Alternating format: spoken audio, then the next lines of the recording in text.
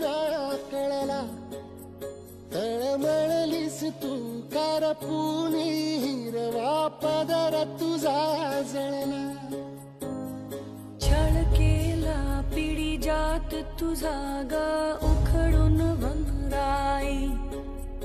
अपराध किती झाले पण आता शरण